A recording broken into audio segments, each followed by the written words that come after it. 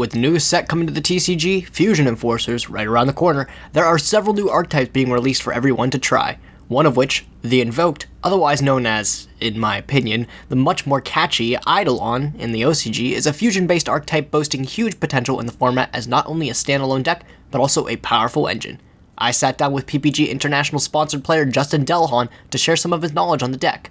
So, without further ado, kick back and let's get fusing. My name's Justin Delhon. I'm on Team PPG, the international team, and I have 7 YCS tops and 2 ARG tops, and I'm coming off of 4 tops in a row, so I'm working hot right now. So I've been working with Eidolon since my friend Gordon actually showed me the OCG list, so probably about a month and a half, 2 months ago, where I was because I'm very known for playing Shaddolls around my area, so fusions, every time fusions get involved, my friends tell me about it, and so once I found out I could put fusions into the Zoo combo, I really got excited. So I've been playing around a lot with that idea for the last, I'd say, month and a half. The Eidolon engine, the way I think it would work would be the best way is to actually put it as a secondary engine within another deck, because the Eidolons actually all require one of the Eidolon monsters, which is the name Alistair, and then an attribute to continue on their plays. So whether you want to do wind, dark, earth, light, it all kind of depends on the deck that you want to play with them.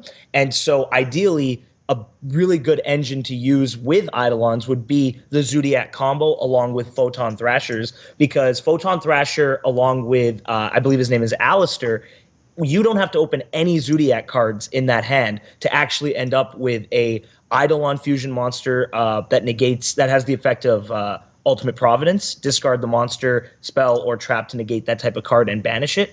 Or you can end up with, if you played Terratop into Talking Tomborg, you can end up with Ragin, which is the Eidolon monster that Book of Moons during either player's turn. So you end up making trap monsters ×2, because you also end up with, at the end of this whole combo, Zodiac Dryden, which is like the most popular trap monster of the format right now. So I would say the best way to play Eidolons is to actually put them in a Zodiac engine or any other deck engine you want, but you have to pick the attributes that best fit, which would be wind or light for the best optimized monster, I would say. I would say that you would, so the way that Eidolons achieve their goal would be actually, in my opinion, playing a minimal amount of Eidolon fusion spells, because of the fact that Alistair actually just keeps replacing itself every single turn that you use it. Because every time that you use Alistair to get the fusion spell, you can use the fusion spell to banish the Alistair, then the fusion spell can go back into the deck similar to Metal Foes Fusion to return Alistair to your hand. So essentially you have a way to get Alistair every single turn,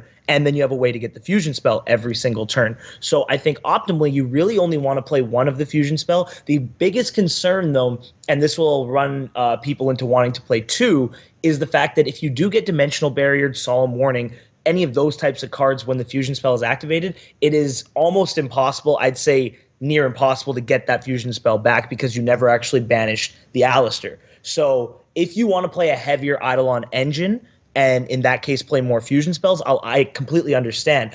But the fusion spell is pretty much what I would consider a brick in the sense of what Talkin' Tomborg is, or Gem Knight Garnet, a necessary card that you never really want to draw, but is good for the combo. I would say the most favorable matchup for Eidolon would actually be, if we're talking just the metagame, I would say would probably be Zoo or Infernoid when you go first, because every deck that goes first kind of makes a trap monster board. But the thing that's really scary about playing this deck is when you make your trap monster board, you have potential to not only have Dryden, but also to have the light Eidolon, whose name is escaping me, and he, like I was saying earlier, who has the Ultimate Providence effect. And so that kind of turns off the board wipes if you have any spell card in your hand. And the deck does play a lot of spells if you consider Terraforming, Tanky, Barrage, even the spell if you hard draw it off of your Emerald draw. There's a lot of different ways for you to make that monster. So I would say this is actually a really good matchup going first. And the thing that I like about it so much is it gives you a secondary play going second.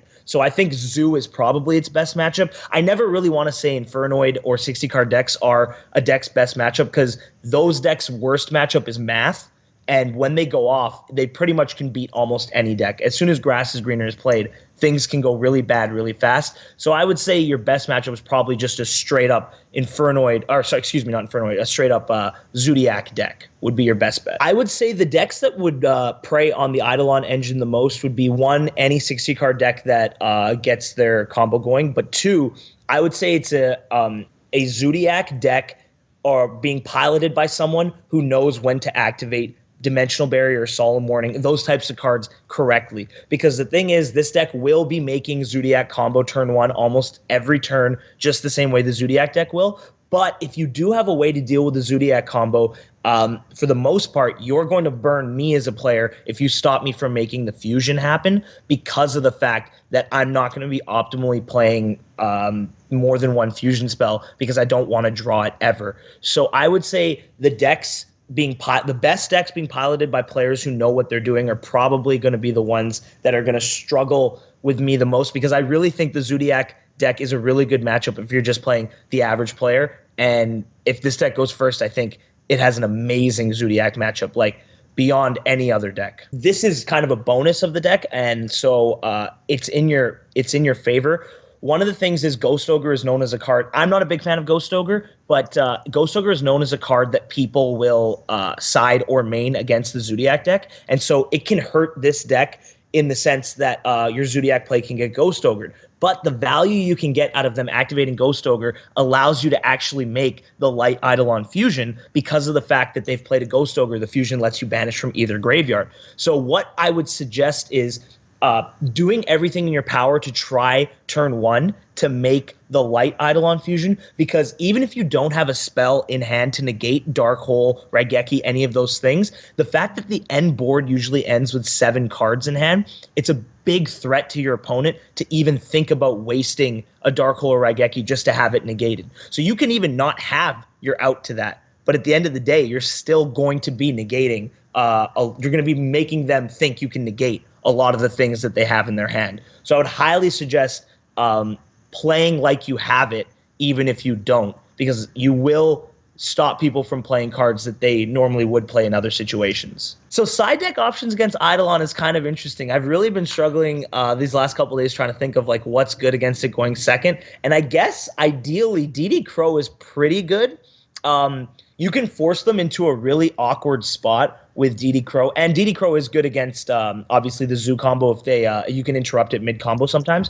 But the thing you can do with DD Crow against this deck is, one, you can banish the Wind monster, forcing them to fusion the Emerald off the board. Two is if people make mistakes and fusion summon before making the Emerald, and you DD Crow the what's it called, the Terratop or Top board, whichever they detached, then you can make them make the Earth monster in a lot of spots. And the Earth monster is literally just a normal monster with 300 or 3,300 attack, which I know sounds frightening, but in the reality of Yu-Gi-Oh, he could have 2,000, 1,000, 3,300. That is similarly the same attack points in terms of having no effect. We'll just have to deal with that monster as a nothing.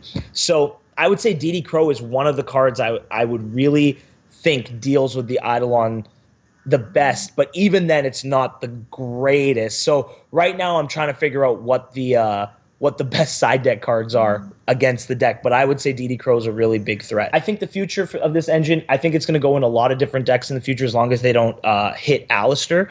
I think Alistair is the biggest and part of the engine because of the fact that he constantly goes back to your hand. So I would suggest that this engine could become splashable in the future, even after my assumption of Zodiacs getting hit in the future happens. So I would say in the future, I would look for this deck to be a splashable engine, 6 to 12 card engine in any other deck that wants to have secondary plays. In closing, I would say that for Atlanta, Eidolon Zodiac is a really big threat and a good idea to run. The only thing is your extra deck space is extremely tight, so you're going to have to really make decisions on things like Norden and ratios of fusions that you want to run. So I would suggest really looking at your extra deck and deciding what you absolutely need and what you don't need. And hopefully when I see you guys in Atlanta, more and more people heard this and maybe it helped them. And I wish you guys the best of luck, and make sure you guys support PPG. Thanks for watching, guys. If you liked the video and want to see more of these player insights with our sponsored PPG players, be sure to give this video a like and also leave a comment below of who would you want to see next. If you guys want to try out the program where the replays are from, my card, I'll leave links in the description below for you guys to give it a shot. Thanks for watching, guys, and I'll catch you guys next time.